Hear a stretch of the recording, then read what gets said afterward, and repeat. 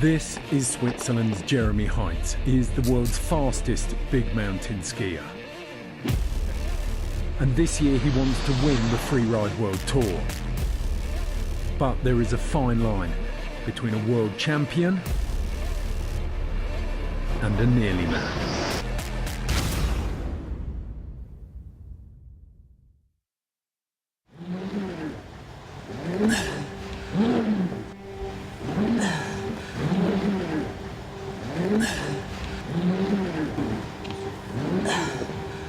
C'est ça que je fais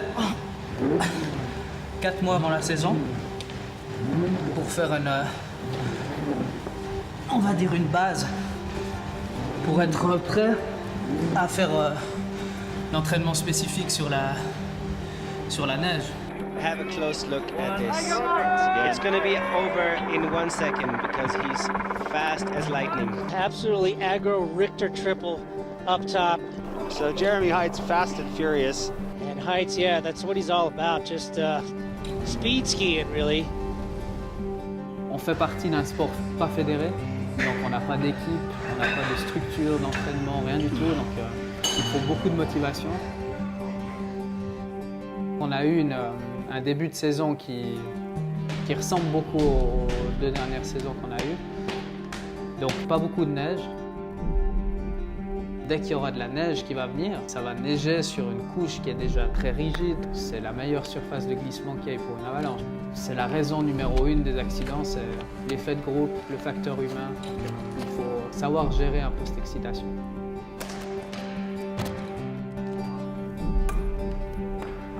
Pas filmé ça. Je me suis lancé comme défi ce projet La Liste, qui est mon premier projet film.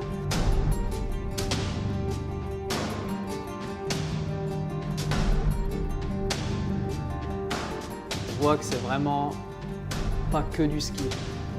Il y a beaucoup d'autres choses qui se passent à côté d'une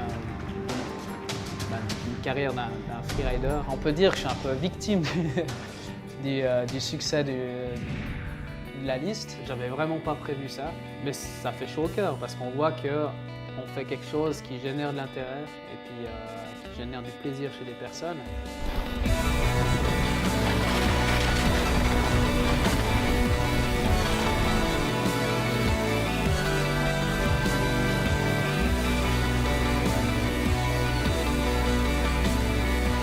Quand tu filmes, quand tu es devant une caméra, tu décides où tu vas aller skier, tu décides des conditions dans lesquelles tu vas aller skier.